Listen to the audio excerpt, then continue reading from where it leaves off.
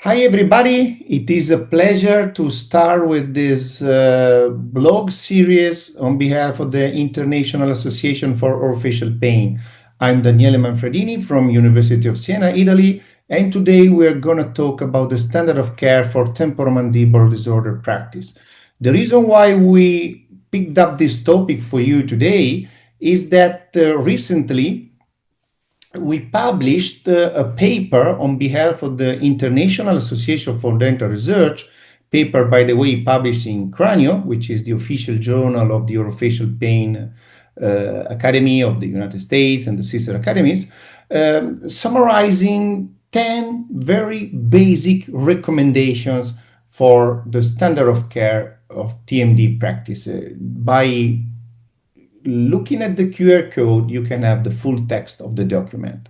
What about the document? Basically, we got three statements on the general framework and the etiology of temporomandibular disorders. The first statement is about the need of making any decision centered on patient. This seems to be a paradox or a redundant statement, but actually it is much needed because in most cases we see patients receiving a dental or an orthodontic or a prosthodontic diagnosis or treatment plan, even if they enter a dental office for a consultation about a temporomandibular joint click or pain or difficulties to open the mouth. So go straight to the point and make a diagnosis based on the patients for the reason to come to your office. Second point, temporomandibular disorders are a group of conditions that basically represent the orofacial musculoskeletal dysfunction. So this is very important because it put everything into the framework of orthopedic medicine. Third statement, very generic but important as well, is about the biopsychosocial nature and multifactoriality of TMD etiology.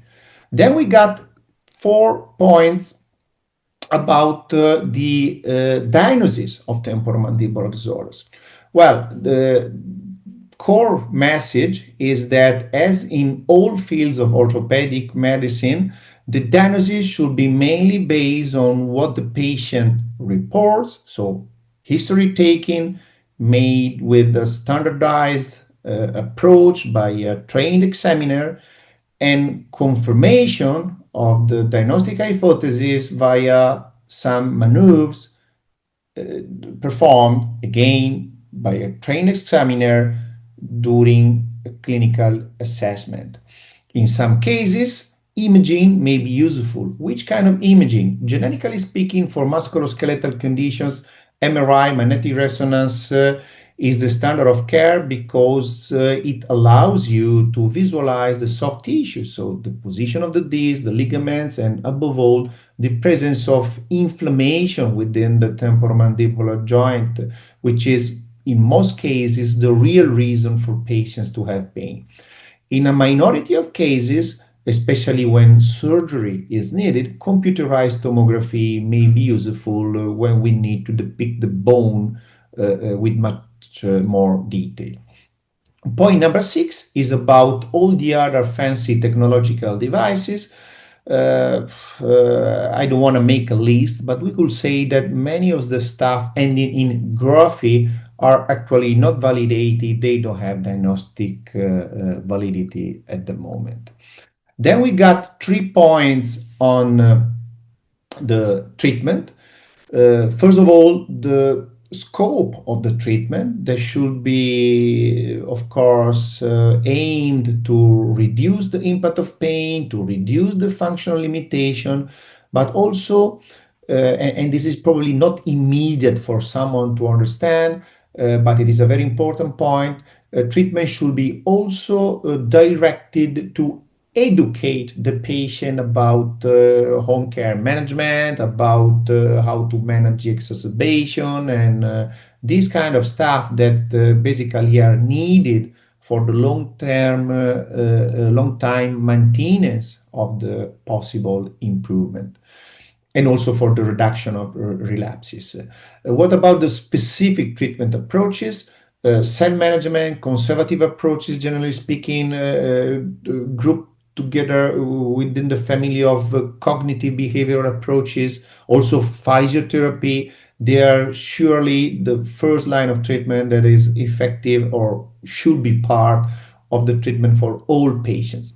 Then the second line treatment that could be also useful since the beginning for someone is represented by the use of oral appliances. They should be seen as temporary crutches, so not finalized to finding the perfect position to reposition the mandible, recapture the disc, or planning orthodontics or doing stuff like that. Oral appliances are crutches. In some cases, arthrocentesis, which is an intermediate approach between the purely conservative and the purely surgical strategies, is very helpful. And in a strong minority of cases, surgery is needed. Major surgery is needed, and that's important for you to know, based on specific indications. So it is rarely an escalation from failed conservative approaches. Indications are in most cases present since the beginning: ankylosis, tumors, chondromatosis, very severe and mutilating arthritis.